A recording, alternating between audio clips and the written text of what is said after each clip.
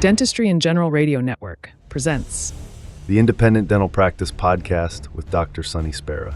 Use the code POD26 to unlock exclusive offers from our sponsors. All Practice Solutions, a provider of CBCTs, sensors, dental chairs, and other dental equipment, is offering a free handheld X-ray generator with any CBCT. Dental Purchasing Partners is a top-tier buyers group dedicated to helping dentists reduce overhead across their practice and is offering 1 month free.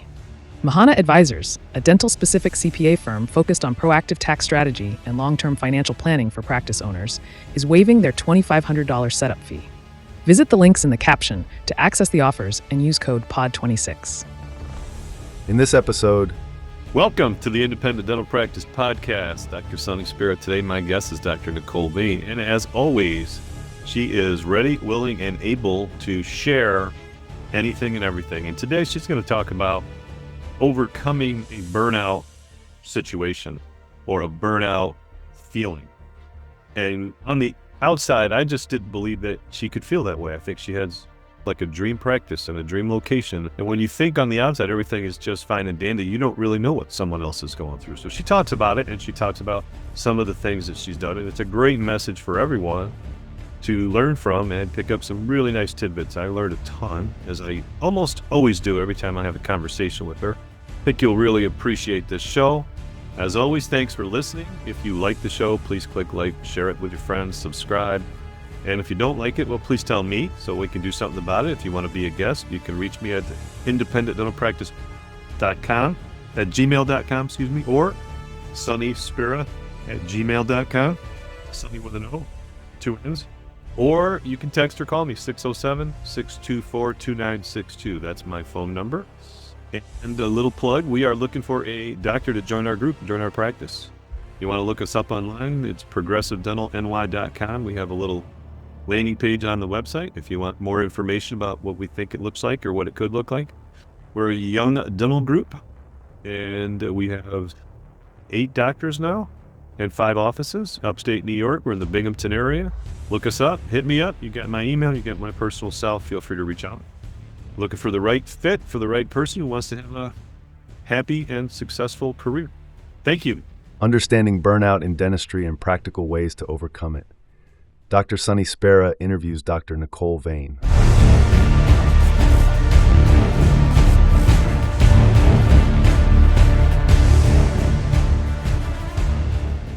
Welcome to the Independent Dental Practice Podcast, Dr. Sonny Spera. Today I'm welcoming back, it feels like, a family member of mine, Dr. Nicole Vane. She's certainly a very close friend and someone I met through podcasts and through communications and stuff like that. We got a little bit closer through COVID. I remember with supplies and masks and the face shields and stuff like that. She was just incredible help.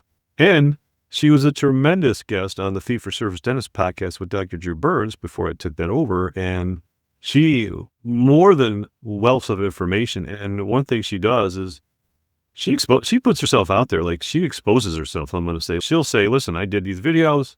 Here you go. You can have them. She more than gives. It's like she gives way more than she gets. So I just want to commend her on that and thank her for her friendship. But let's welcome her, Dr. Nicole. How you doing?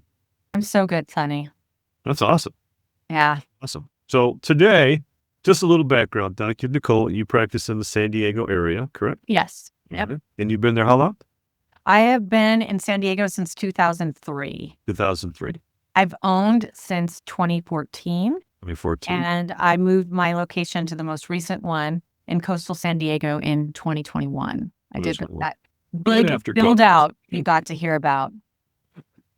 So we're going to talk today, and this is a topic that Dr. Nicole had asked us about, and it's about burnout, a little bit of leadership, and some of those things. So I want to ask you, how are you feeling burnout? Tell us a little bit about how that reared its ugly head for you. Okay. So it had been a little while since we had last talked, and the entire last year was focused on improving my ability to feel not defeated or drained at the end of every day. I never shared with you that at the end of 2024, I was ready. I was like, I got some calls from corporate. I got a call from a couple other people. I reached out to a broker and I was like, I just want to liquidate my practice. I just don't even give a shit, I'm working so hard, and I felt so drained by hiring, trying to build a team that wasn't supportive of me, high payroll costs, increased costs. It just felt like the hits kept on coming. And my husband and my accountant, Yep.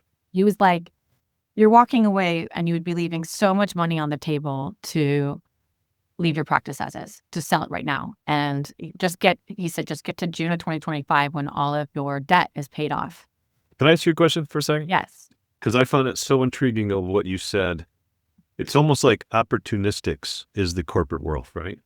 Did you look to them or were they coming to you? And how did you keep that out?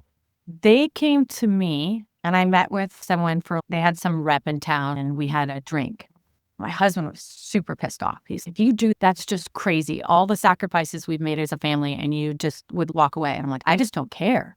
Because what had happened was the profit wasn't there for all the effort I was putting in. I was paying out a tremendous amount in payroll.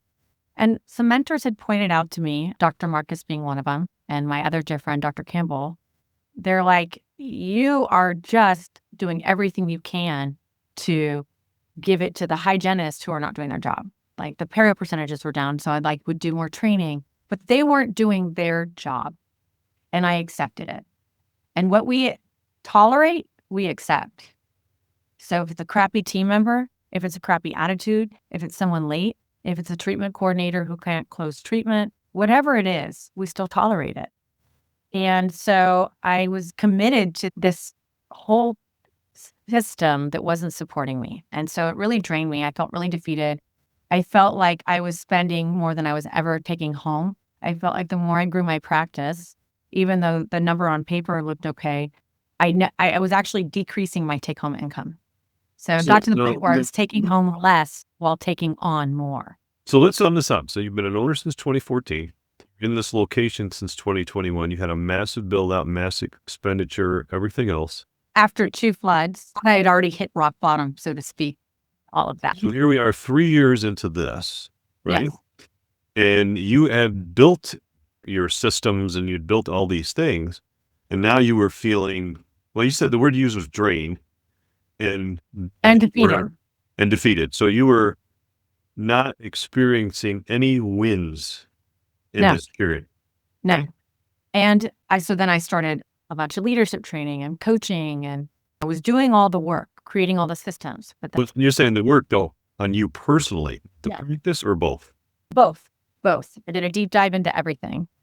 And I just said, this isn't worth it. My husband told me, one, you built a vision, like you got to stay the course. And then my other thing he said to me was, you can't work for anyone else. You're too into doing the right thing. Like you're not a salesy person. You're not into doing things outside of integrity. So like how many people could you possibly work for that would be able to do all this?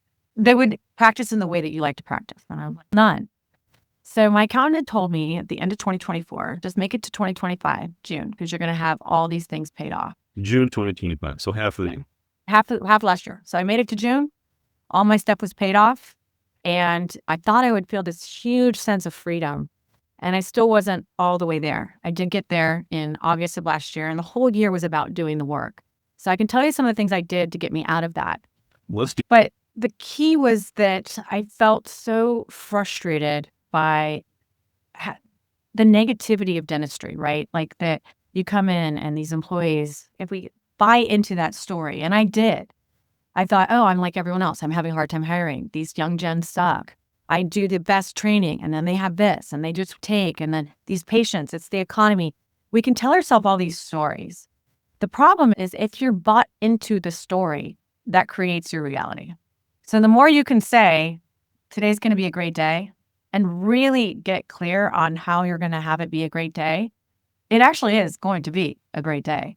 Crap can happen. It just rolls off you. And it took a lot of time and work for me to get to that spot to where I wasn't taking on negativity of patients. I wasn't like, oh my God, I work and I'm having these conversations with people and they can't get better. It required me setting some boundaries, clarity, vision, and then doing a lot of work on how I could process the information and the negativity of dentistry differently so that I didn't have it affect me in a way that led to burnout. And the other challenging thing I found was that our community of dentists are horrible to each other. So I didn't know who to reach out to. Eat The their only own. yeah, everyone is in it for profit. And those are the ones who are the most out there. Don't get me wrong. I want to make a good living, but I'm in this industry because I love it and I want to help people. So I'm not in That's the it most to important part. take some of the courses I took on high profit doing this. I took a couple last year. Unfortunately, they're very corporate model. Treat and street people, see what you can get them for, get them on financing. It was very a salesy platform, and that didn't resonate with me. I wanted to learn how to communicate with my team and my patients from a better vantage point where they really felt, because everything's about emotion and how we make people feel. But that comes from us, what the vibe we're giving off. You could call it mojo, you could call it a lot of things. But essentially, I had to change how I felt because I did feel the story of it's negative. Oh, this person's going to come say this. They're going to say that. So once I was able to separate from all that, the story did change. And I can explain how we go through that. But getting back to the point of our community so negative, I tried taking these courses. Everyone else is just giving that narrative of, oh, I feel like you got to do the grind, you got to do the hustle. Then we burn out and then they just leave. So many people are just leaving dentistry. And that was the story I saw out there too. Oh, here's how to retire by 35, or here's how to escalate your practice by all this hard work and then just sell it and let corporate take over and then use your skills for other things like developing something else in dentistry or doing real estate, whatnot. It wasn't about how to stay the course and build something wonderful for yourself and your family while staying in dentistry. I have a couple things I got to ask you about right off the bat. Yeah. First question, I want to get back to your point about boundaries, clarity, and vision. Okay. Yeah. I want to ask you, what was the pivot point? You talked about the timing. Was there a light bulb moment, an epiphany that you finally said, aha, here it is? That would be at the end of 2024 when I had a joint call with my accountant and my husband to talk me off the ledge. Okay. But thankfully, I'm someone who I don't have the personality to get depressed or suicidal or anything like that. Uh-huh. My whole thing is walk away and I try my best and clean slate. I'm ready, I'll clean the slate, new beginning. So that was at the end of 2024, yeah. Let me rephrase it then. So I get it. So that was the conversation where you were ready to jump and they talked you off the ledge. Yeah. Then you go through the year and they said, okay, once you get out of debt, was okay, July 1st, you're starting to see fruit, but you said it really wasn't then. At what point, and what was it that you said, I'm going to have a good day, and from there on, you were looking directly into the positive light? Talk about what created that in you at that point. I would say that it took walking through this long tunnel of darkness to get to June. And then I started seeing a glimmer and walking towards that. And the light got brighter and brighter. And I wouldn't say it was one moment. It was quite a few things that started to come together around August. But it really took actually separating from one of the things I want to talk about was boundaries and toxic people. I needed to get the toxic team member out of my office and everything changed. And the problem was that I allowed it for so long.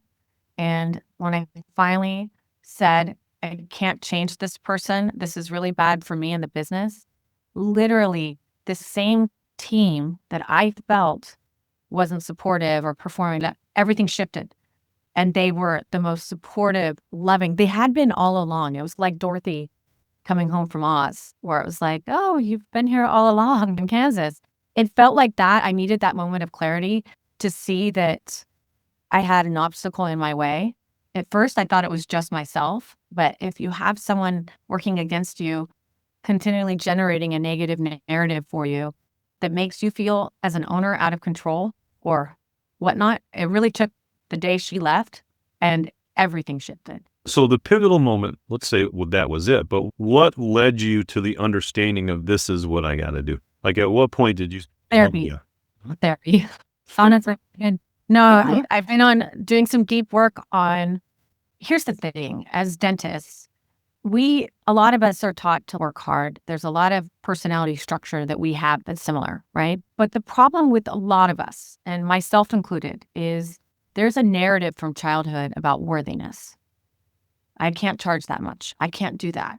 No one's going to say this. It takes me back to that feeling when you're standing in line with your articulator and your wax up, and you spent the whole weekend after studying, working on this wax up. You took it home. Then you went back to the lab. There were times I was in the lab like at 11 o'clock at night.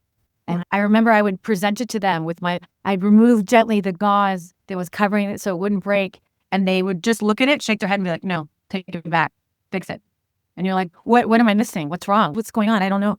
That constant feeling of, gosh, I thought it was really good. I guess it's not. And we do that. And then to compound it all, we're in an environment where patients are negative, insurance screws us. We take on all these things that are part of our not feeling good enough story. So we're trying to feel good enough by doing good in the world, by doing dentistry and being a good parent and whatnot. And the reality is a lot of it comes from childhood. So I did do a lot of deep work this year with family-led therapy, and I was having twice a week coaching sessions on that. That really helped me get my mental clarity down and be able to build a new narrative for myself. So what came first, your boundaries, your clarity, or your vision? I think it's your clarity. It was. And then So the others follow. It just logically makes sense. 100%. So I really realized I couldn't write out a clear vision. Like I thought I had it. So when someone's, what do you want? And you're like, I want to be not stressed, and I want to have a great day, and I want to make money, and I want to be good to my patients. Okay, what's that look like? And so the way the worthiness comes in is the stories we tell ourselves about, oh, it's the economy. That's why I'm not doing great. Oh, it's because there's no one, I can't hire in my area. Nothing problems. Yeah. I can't do this. I can't do that. I can't do this. Oh, the patient's upset because, patients are jerks. They're all jerks. Whatever we tell ourselves, that's what we're telling the universe. George Costanza. More of. It's not you, it's me. Yeah. So we didn't want more of it. Like, thankfully, I never believed all men are jerks. I have a great father relationship. So I've never had to deal with, oh, they all cheat, they all do this. But there's people who are so bought into that story, and that's all they get over and over again. The universe will keep bringing you that until you say, no more. So, no, it's interesting. Just this perspective and this vein, this entire thought process has never gone through my mind. Just what you're talking about. Because I interview a lot of people, and when I start, I always want to know about their background, where they came from. And I think there's a curiosity of what environment helped create who you are today. And because that does create a lot of paradigms or customs or things that you're used to, and you carry that forward. And it's very hard to change some of the things you may not even recognize. You may not even recognize that this is something that's in you because this is how you were brought up, right? We were just talking about that earlier with a doctor that you know of, that when people can't change, because it's never about them. They're the ones who are right. They do it great, but it comes from their family. And so I listened to one podcast where they talk about generational trauma or generational mindset. And I thought about it, and every single member on both sides of my family, all the way back, was a scarcity mindset. You have to save. You can't do that. And if you earn it, you could lose it. Make sure you have it. You have to have it for your future. You have to do this. Listen, my grandma just turned 100. She's barely alive, but she just turned 100, okay? She's made all this money, and all the conversations are about, we'll make sure the trust can protect it. We don't want to pay extra taxes on her estate. What's it all for? She literally lives, she is a poor person in one of her multiple houses. I'm like, that's living. You're 100 years old. Well, I'm thinking, did you It's about enjoying it. But did you think, though, that you needed permission to break that mold? No, I didn't know I could break it. Yeah. It's just so ingrained to see it, like that. Oh, like always be happy with what you have, but that's enough. On a personal side, I'm going to give you a story that relates to that, right? This is our marriage, my wife and I, right? So her vision of her marriage comes from what she grew up with and her mother and father. And I grew up with a mother and father, so my version of my marriage is essentially what my parents did. My parents were both working for me. They were going through troubles, and they ended up splitting up and getting divorced after 44 years, okay? Wow. Yeah, when I was involved in it, I saw him every day. And I remember it was about 6 months or a year later, I think I just looked at Angel. I said, you know what? This breaks the mold. I don't need to use that as my paradigm, as my role model. I said, and you and I, we can set our own family traditions and values. and we can move forward. And we just got so much stronger together. And it was an epiphany on the personal side for us.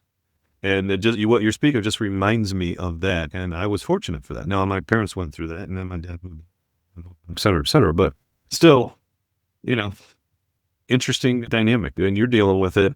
And you're certainly looking at it very introspectively and the inner workings of all those components. And the fact that you just said, I didn't know I could break that, was you were chained.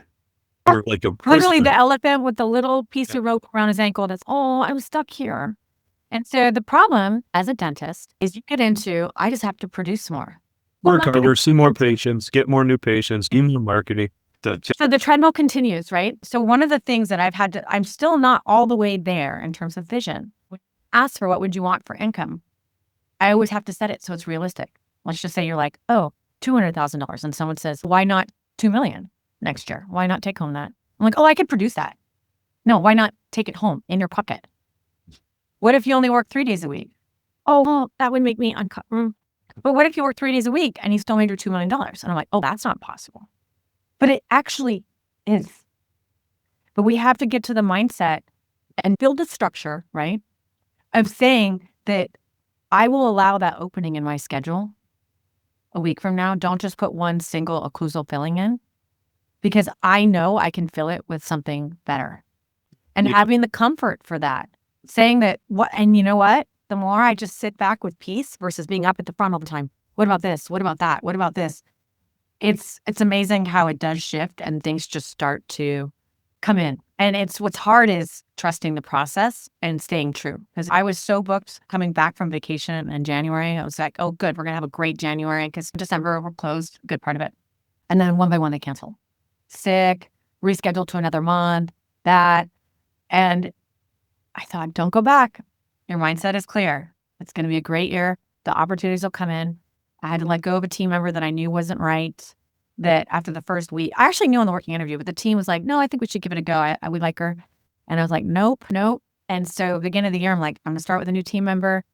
But oh gosh, I don't want to run an ad. Then it's all these people that suck. And then all the work. And then we're so drained and it all falls on me. I was like, not going to go down the narrative again. It's going to be great.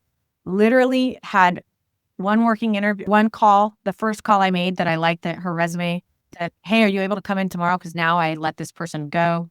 She came in the next day and I was like, I don't want to trust too soon that this is a great fit. Like, I don't want to fall in love too fast. Had her back several times. I was like, oh my gosh, she's the perfect fit. Why do I think it has to be so hard? So a lot of it is changing some of those things. And it's not been easy because it does take a lot of reprogramming, make mindset. But it has to be from a point of, when I say boundaries, I fired all the patients that are not my dream patient. What I mean is, I'll give you an example. I had a patient come in, long-term patient, and I did a full mouth rehab on her husband. And because as other dentists, if you saw the amount of neglect, it was wild. So he hasn't been in for his cleaning, which essentially voids his warranty because he hasn't been in a year. He wouldn't come in for his post-op bite checks on his full mouth rehab either. He said, it feels good. So I said, hey, how's your husband? And she said, he's great. He loves his teeth. I said, that's awesome. How's his new dentist? She said, honestly, he just wanted to go back somewhere where they don't tell him anything. So I talked about tobacco cessation. I talked about his gum disease. I talked to him about the importance of that. And I thought, you know what? That's okay. That's not my type of patient. I don't want someone, even though I did $50,000 worth of work on him, I don't want someone who's literally, please do not tell me that you care, because I don't care. I could just accept it, but I don't want to battle with people on, I'm not selling you anything, dude. I'm literally telling you because I care. And if that's not for you, then that's okay. I'll find another patient that will come in where it is for them. And so I have to keep reminding myself daily and do these training things. And we could talk about that in another podcast. It gets me.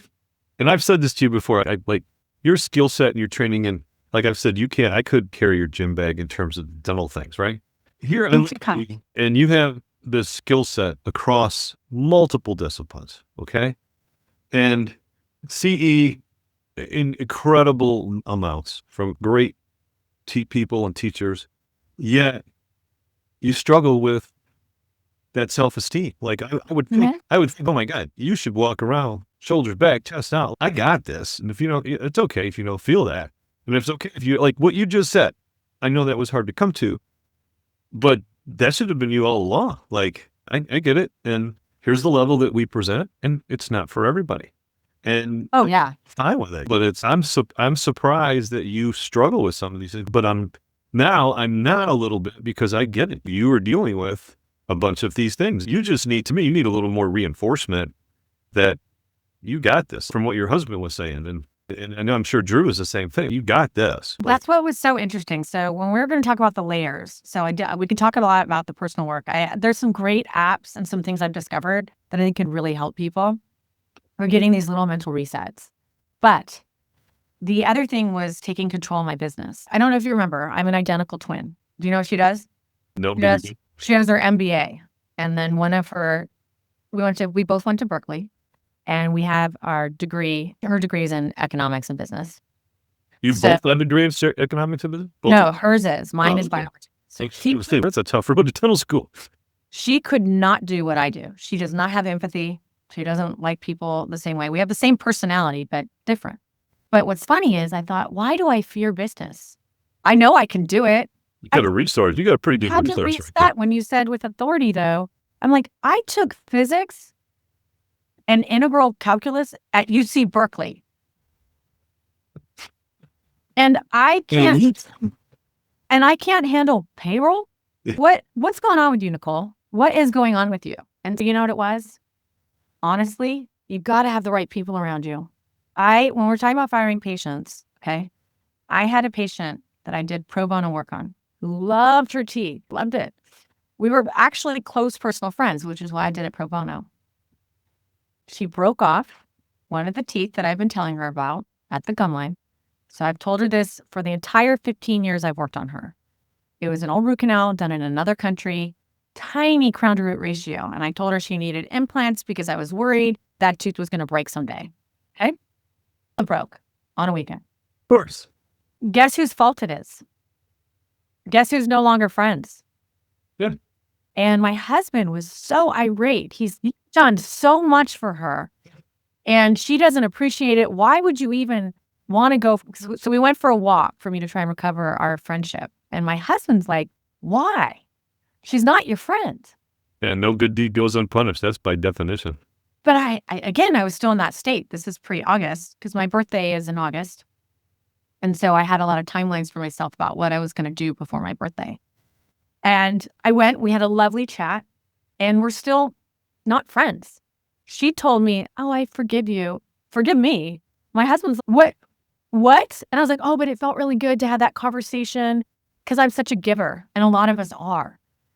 But she should be apologizing to you. Did you tell her what you spent in lab bills and chair time and this and that? And then she takes that money and she's willing to spend it in another office to do this implant now that you told her about? Screw her. And it's funny because I don't really have an ability to connect with anger. It's like something else I have to work on. I'm just like calm. I'm like, oh, okay, yeah, okay. But it's things like that. Do I really want her as a patient? I was so upset she left me as a patient. And I had done pro bono work on her. And once it wasn't pro bono, once I told her it was for a fee and I'd been informing her of this, to have someone say, screw you, you suck. You have to be able to say, you know no, what? that's me. But it's not connecting to anger. It's just understanding your value and your worth. I really don't think you have to connect to anger with that. It's okay. First time, shame on you. Shame on me. Use the code POD26 to unlock exclusive offers from our sponsors. All Practice Solutions, a provider of CBCTs, sensors, dental chairs, and other dental equipment, is offering a free handheld X-ray generator with any CBCT. Dental Purchasing Partners is a top-tier buyers group dedicated to helping dentists reduce overhead across their practice and is offering 1 month free. Mahana Advisors, a dental-specific CPA firm focused on proactive tax strategy and long-term financial planning for practice owners, is waiving their $2,500 setup fee. Visit the links in the caption to access the offers and use code POD26. Let me tell you, so the universe is going to give you a lot of these messages until you say, I'm done. So I got more of it, and I got another one, and another one, and another one. And it felt like a lot of loss. It was like, oh my gosh. But once I had those 2 team members on their own leave when I had been building what I was going to say the whole time, and they left so clean. And you know what happened? Not only did the whole team reset, the next day when one of them left, the one that I had the most struggle with, and I will say one was a protected class a certain nationality who was, quote, disabled and had a lot of other things that I was like, oh, geez, I got to tread lightly on this one. One of my employees goes, you know who just moved back here? My old employee who had moved out of the area 2 years ago that I loved, the exact same role. She said, let me text her and see if she'd come back. She said, yeah, she'll come in. She came in the next day. Guess who's still with me? Guess who I love? It was like the universe will work it out. God, I have a lot of friends that are extremely religious. I'm a little bit of both, but I'm just saying, use the word of the universe. It will work it out, but you have to be able to let go of all this negativity. So what I had was this office manager that was gaslighting me so badly, telling me every day, you can't do payroll without me. Everything's going to fall apart without me. You're going to do this. You're going to do that. And I was so loyal to her. And then it started to feel like a lot of abuse to the point where the team was coming to me a lot. And when I finally went to have the conversation with this office manager, she just walked out. No notice, no nothing. Because I just said, hey, you seem unhappy, blah, blah, blah. Didn't even get to have the conversation that I've been working myself up for. The minute she left, the stories that came out from the team, stories that I had bought into, the things that they said she was saying to them, the people that I thought I was having a hard time training, they were completely sabotaged by her. She wasn't following the handbook. She wasn't doing this. She wasn't really doing anything good for me. She was just giving the whole team a ton of negativity. And then one of my employees that asked to go to part-time and the one that had left and moved away and come back had said, the reason I couldn't work with you anymore is I hated the way she spoke to you and spoke to the rest of the team. And then 2 other people came forward and talked to me in private about it. So it was this when you asked what my aha moment is, it was more of why did I put up with this for so long? And why did I take in, I can't do payroll, I can't do all these things. You know what? I started doing it right away with no training. She didn't give me the grace for my loyalty of having any sort of exit plan. But you know why your employees came and said that to you, right? Tell me your perspective. Well, very simple, because they felt you two were connected. And if they said something like that, you would side with her and they would be gone. Yes, that is true. Right? So you wouldn't say anything until what happened. And now all of a sudden the fog is lifted. So I want to ask you from start to finish in 2025. So you had major changes in your office team. The folks that were with you in January and then with you in December and are your solid core of your team, did they mention to you in July, August, September, October, you've changed? Yes. And honestly, How did they describe it? My birthday was in August and this team member left prior to that. The cards, the letters, literally one of them was like, I just love you so much. Like, you're just the best. And the other one, we had the best Christmas party ever this year. It was so much love and celebration and gratitude. And they've all said how much I've changed. But part was also not accepting the negativity anymore. That was a big thing for me of really understanding what it's like to gaslight someone. The culture is going to change. The new sheriff in town. Instant. It's a new sheriff in town. And I think they respected me a lot more. They were losing respect because I tolerated, I saw some of the things that happened. And then one of the things too, so then I wanted to step in the minute she left, no notice. I called Dr. Marcus, who does some consulting. And I was like, bro, I need you. Let's sit down and I need you to teach me how to be a boss lady. So then we dove in the last 4 months of the year, doing a lot of work on systems that were set up really poorly in my office. The explosion codes, treatment plannings. Let me show you how difficult this is on the software side. He's a software expert. And we went through a lot of annoying work of deleting codes and cleaning up things. And then he actually didn't help me with payroll. I met with the payroll specialist. And needless to say, there are ways things that are set up too when we abdicate that are unnecessarily hard. I thought I had a Dentrix expert in my office. But if there's something you can do in one click and not 10 clicks and then write something down on paper and then transfer that and then have them click it and enter it over here and then write an office journal note. There was things that were so burdensome with over processing a system when it can be so simple. That was the other thing, because then now I don't have any unnecessary overtime. I'm down another team member and I didn't replace her. I didn't need her. But you've simplified the process. I simplified everything. Yes. And people don't understand how hard it is to simplify. I'll give you an example. When Dr. Marcus Anything. looks at things totally differently than I do. And I will say I paid him for his time.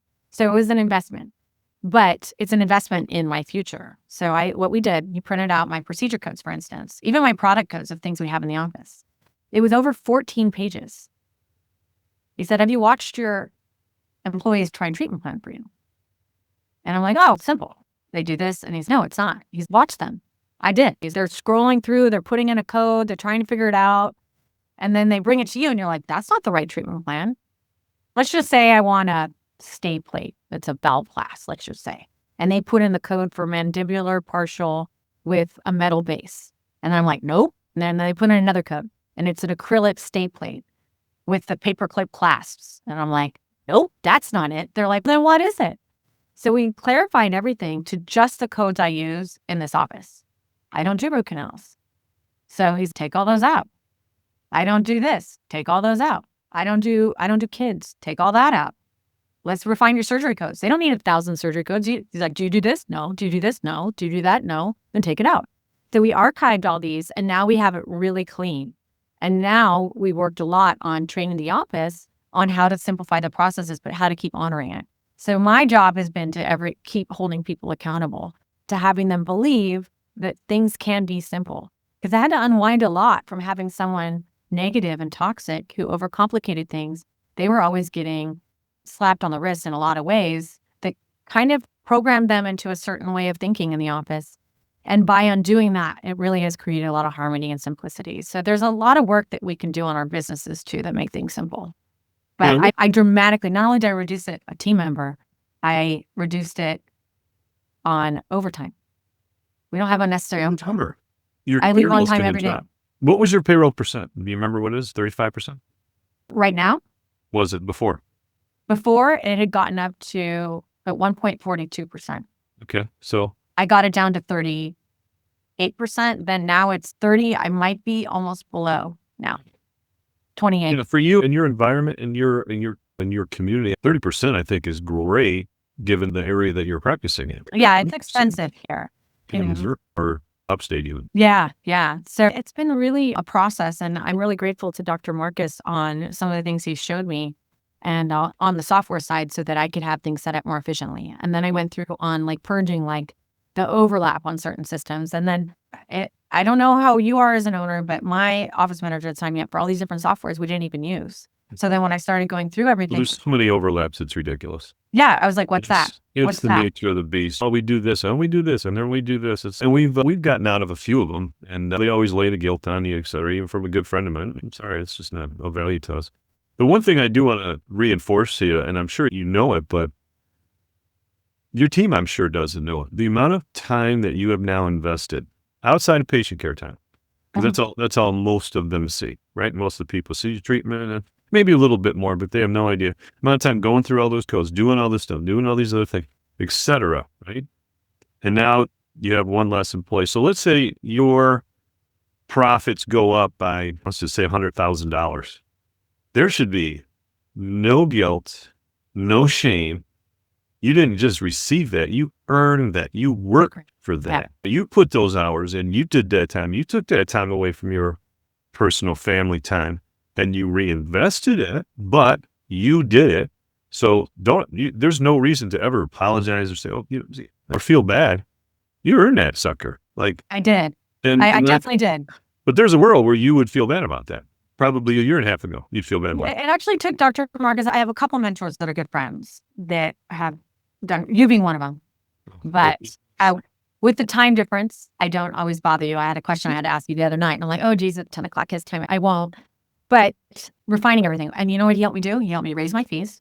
And then he said with the office manager, I'm like, I have to have on it because I don't want to be working at night anymore. I don't want to be taking all this home. I don't want to be doing that. He's like, you don't have to. I'll show you how easy it can be. It did take work, but so you pay her $100,000 a year? I'm like, yeah. And he's like, and all these weeks vacation and all this stuff. Yeah. So she should at least produce 3 times her salary. So let's call it $300,000. Would you take a raise of $300,000 this year just to do payroll? Well, all the other parts, it's well over $100,000. Oh, yeah. With all the perks. And he's like, just call $300,000. And he's like, would you take that money and do these things? Which, by the way, are simple for me. But think about it though. So let's just use those numbers. So that didn't just fall out of the sky. It didn't just happen because you shrunk. You didn't get leaner and meaner. What you did is you got smarter, but you got a better understanding, and you created a new paradigm that's going to operate in your office, and you should see the rewards of what you invested. And I Yes. apologize for 1 second for that.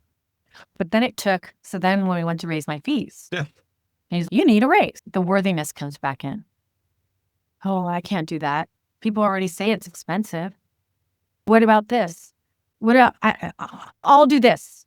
And so my process, I would love at some point, if you want me to get woo, to talk about some really powerful things like human design and whatnot, like really understanding myself at my core. So the worthiness piece of, I can't do that. I have to, my personality, I need to ask things of people and put it out there. You see me on Facebook and whatnot. I'm actually, by vocalizing it, I work myself through it by taking in feedback from others and then creating my own resolved intention on how I'm. Yeah, but you got to filter out a lot of bullshit. Let's say the truth. You take some hits. I do. And I'm actually not doing it a lot now because I don't want the negativity. I don't. It's hard. And I'm not asking the right people. The people the most negative against me aren't the ones that ever ask for advice. I'm like, what? This is probably some new grad in Kentucky who works at some DSO. He doesn't know shit about me. Why would I ask? So that being said, when I went to go raise my fees, what I did ask is a trusted group of other doctors that I work with, and I'm in a private chat with. I said, share your fees. And they're all in super inexpensive areas. Like one's in Iowa. Okay. And she's in Iowa, outside of Iowa City, not close to anything, right? Yep. Tell me your fees. And she did. And I'm like, damn, every single one of them was way more than me. What? And yes. My home is $200,000. I was like, and you can't even get.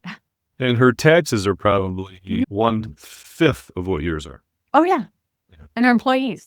That's what I said. Same thing with another one in Texas. And another one I can tell you. So thankfully they were honest. And actually it's probably because, no offense, it was all women. So there was no shilling. It was honest. Well, Estrogen Ocean. It's a private group. So they all shared with me. And a couple of them were like, Nicole, I've known you for years. You are one of the best of us. Raise your fees. You are worth it.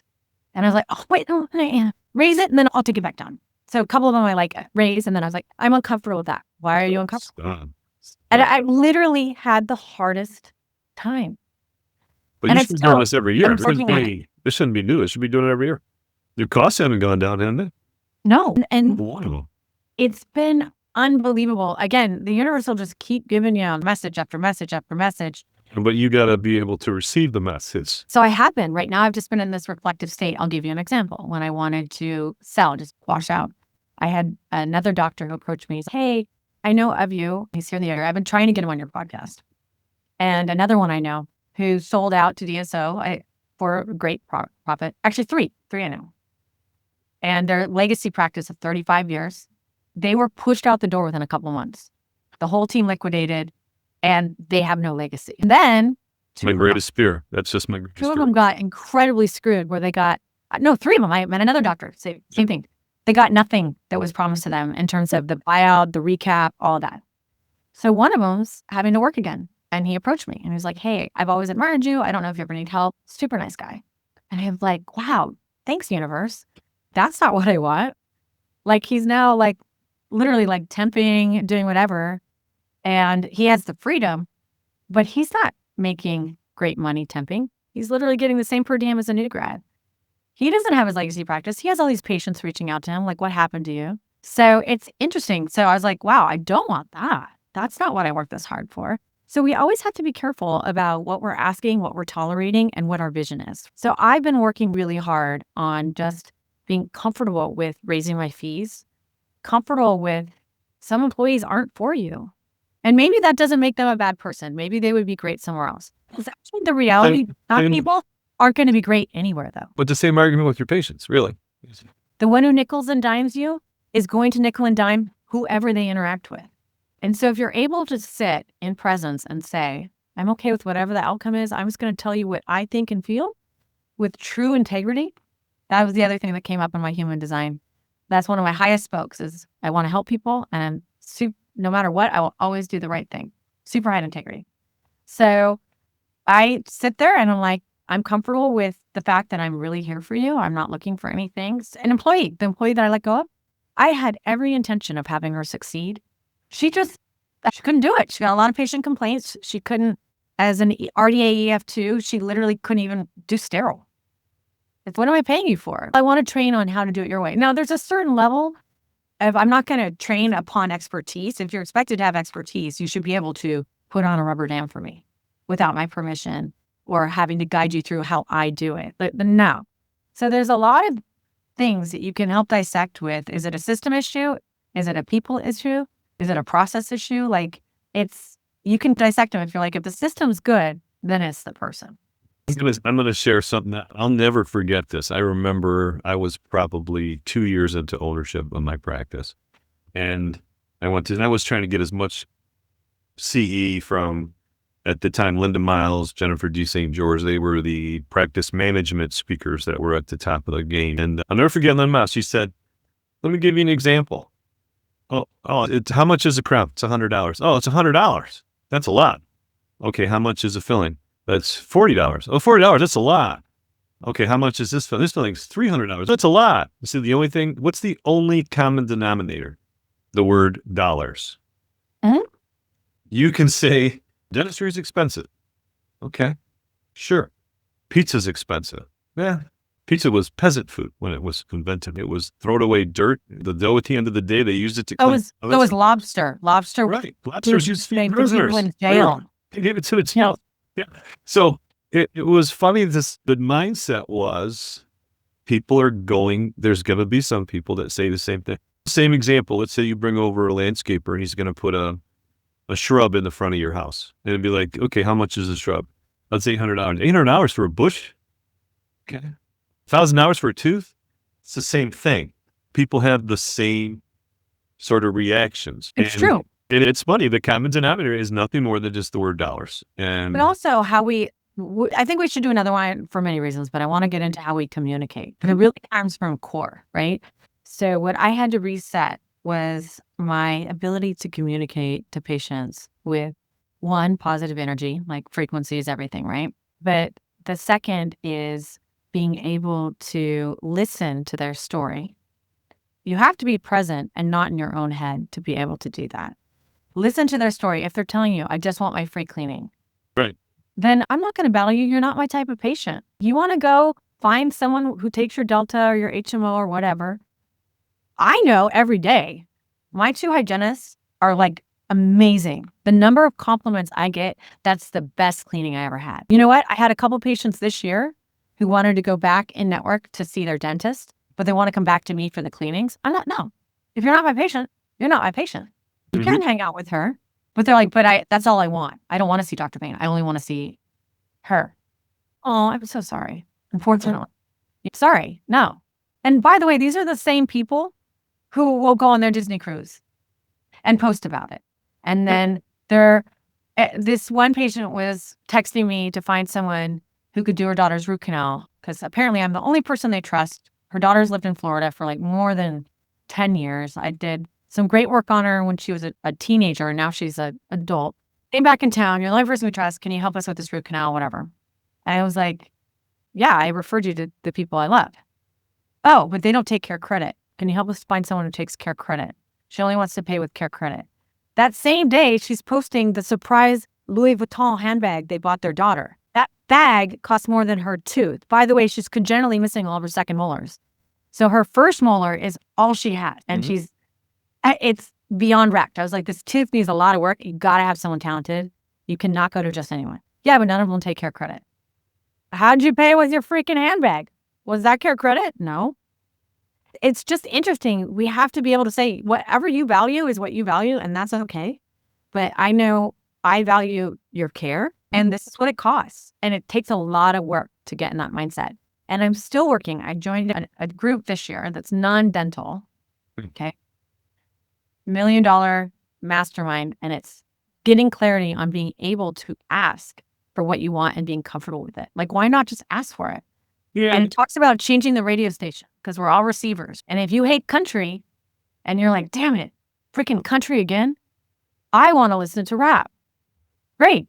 Change the channel. It's the same with this negative, oh, if I do this, they'll leave. If I do that, they'll leave. You have someone in your ear. You need me as a team member because you can't do it without me. The office will fall apart. You can't do this. You can't do that. If you're like, I'm going to just change the station to something that I really want to hear, that's really good for me, that's what we need to do. But it takes a lot of work to get there.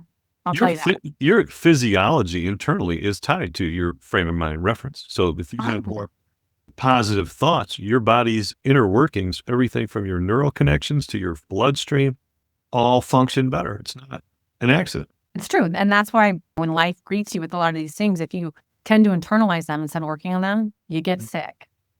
Yes. I know we got to wrap up. I want to ask you a last question, right? So ask me several. You've covered some great ground here. Oh, now let's take it specifics, right? So what advice, you have a room full of 30-something doctors, dentists, and what advice do you have for them who might experience some of these things in their career? One, assess the level of work you're willing to do. Like really sit. If you can write a vision statement. Introspection. Yes. We got to be able to look at ourselves. We were just talking about that before we got on camera, right? But don't take it to the degree that I do because it's part of my personality structure that I question my authority. Don't take it in and be gaslit and let someone else direct your narrative. Really be able to sit with what do you want. Now, for me, it is I still want to be a dentist. Unfortunately, for a lot of people, they're like, this isn't for me. This is making me unhappy. Like, at least I could dive back into my love for the craft. That's hard. But vision might be, what if it's working 2 days a week and then you're happy? Or working every day from 8 to 2 and then you leave refreshed and do things that fill your soul.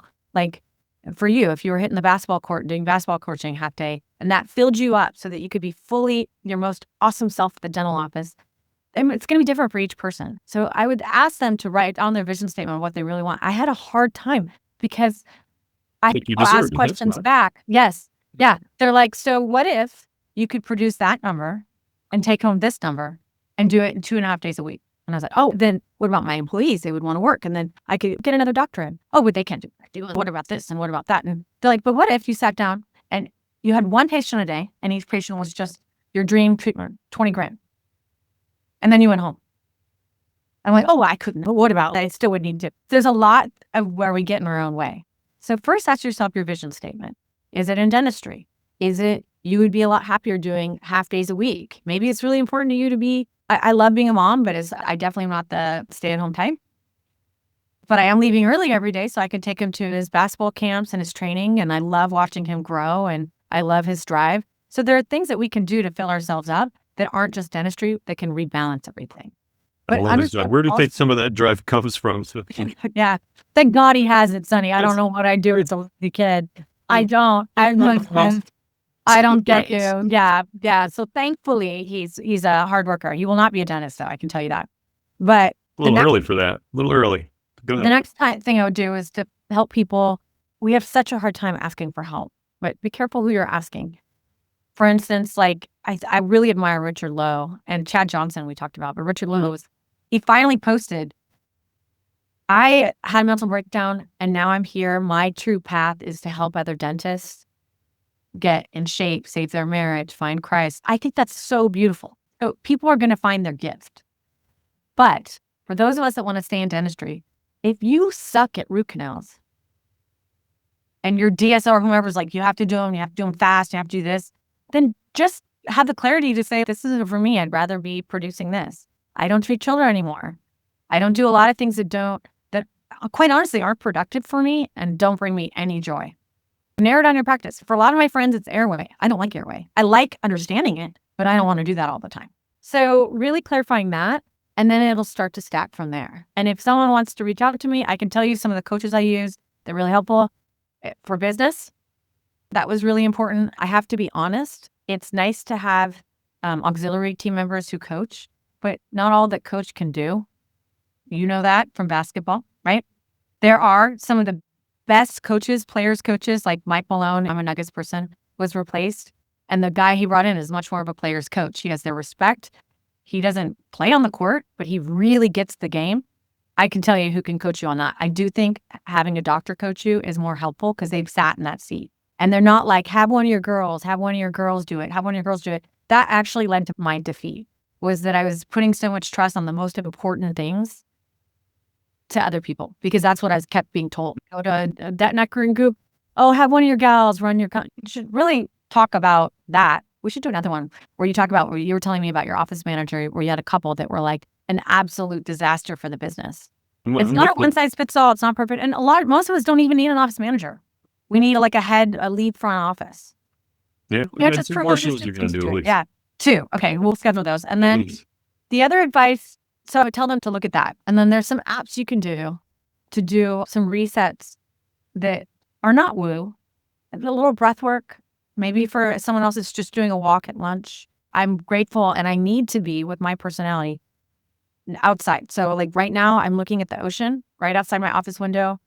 I can literally reset, look out there and be like, oh, I'm so grateful. You need to have these resets if you're going to combat a lifetime of negativity with dentistry. There's just some stuff. And then, so I'd recommend that. And then really focusing on, too, that piece of ourselves. I felt a little lost. I have to be honest. I'm like, okay, if I'm not just a dentist and I'm not just a mom, don't get me wrong. My son thinks I'm the greatest mom in the world. But I'm not like, oh, I'm just built to mother and I want to homeschool and only be around my child. That's not me. So that's not my identity either. But I lost a bit of what really makes Nicole happy, because the happiness you can't build from an unhappy place. And when you have a low vibe, everyone feels it. You're like that kid with the note on your back who keeps getting kicked by people on the playground. Yeah. That, you know. There's a meme or a picture out there, and it shows a person standing there, their battery level's down. And it says something to the effect, the reason you feel so drained is you're not doing enough of what charges you up. 100%. So it's like by definition what you're talking about. Really, really, truly. And then understanding, if you want to get a little more human design, like it's really a super dialed specific about your personality structure. It's not like DISC. And it goes into your strengths and your weaknesses. And for me, I found it really helpful because I understood where I would thrive, or neglecting this side of me is going to put me in a huge deficit. And if I just do even a little of this a day, it's going to keep me super high vibe, happy. There's a lot of that's missing for a lot of people. I think a lot of us don't know what makes us happy. Couldn't agree more. Again, thank you very much. People want to reach you, email, what's your contact? Oh, yeah. I'm on the socials. Yeah. My name, Nicole Vane. My office is Moonlight Beach Dental. And you can reach me there, or my email is drnicolevane@yahoo. Pretty straightforward. Usually just personal messaging me is fine. Is it back to Yahoo? I haven't graduated to being Gmail, but I've had the same email for 27 years. So it's not Hotmail. I did that transition. I got into word at Syracuse about 8 years ago. And so they said, give us a list. And I said, these are people I want to invite. And so I started collecting their emails. And it was scary how many were at AOL.com. I was like, that just shows. Yes. It's Oh my gosh. very Gmail. They're mostly AOL.com. I was like, oh my Lord, this shows my gray hair before it was fully gray. So anyway. Oh, and before we get off too, because I'd love for you, can you poll your audience? I would like to do another one on getting through what you're going through, for instance, with your knee, not owning a failure, having ability to talk about revisions, not identifying with, oh, it failed, I have to give them their money back. What if they sue? What about that?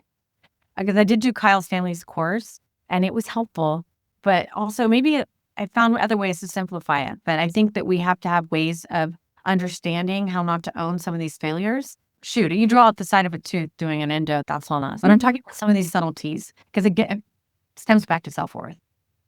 Sometimes you do everything right and it doesn't work. So yes, but not owning that. And so that was really hard for me. So I asked them if they would like us to talk about that, if they want to talk more about like how to reset mindset, get into systems. I do think Karen's really helpful with getting leadership down for your team and getting good team communication, Karen Ross. So ask people if they would like a little more of that, because I could talk all day. And that's actually one of my gifts, is my desire to use my experiences to help people. Mm-hmm. You have a lot of gifts and you share. And like I said in the beginning, you have no problem sharing. So appreciate you. Thank Yeah, you. I appreciate you as well. And then we'll schedule another one soon. Thank you for I really appreciate it. I hope this helps someone today. It will. There's a quote that's let your story be the answer to someone else's prayer. I love that. Gotta love it. Why Yeah. not? Yeah, we can all help each other. Yeah. All right. Have a good one. You too, Sonny. Take care. Bye. Bye. Use the code POD26 to unlock exclusive offers from our sponsors. All Practice Solutions, a provider of CBCTs, sensors, dental chairs, and other dental equipment, is offering a free handheld X-ray generator with any CBCT. Dental Purchasing Partners is a top-tier buyers group dedicated to helping dentists reduce overhead across their practice and is offering 1 month free. Mahana Advisors, a dental-specific CPA firm focused on proactive tax strategy and long-term financial planning for practice owners, is waiving their $2,500 setup fee. Visit the links in the caption to access the offers and use code POD26. This has been a production of Dentistry in General Radio Network. Visit our website, dentistryingeneral.com, to join engaging clinical and business conversations, explore our dental podcasts, and stay updated on our upcoming live events.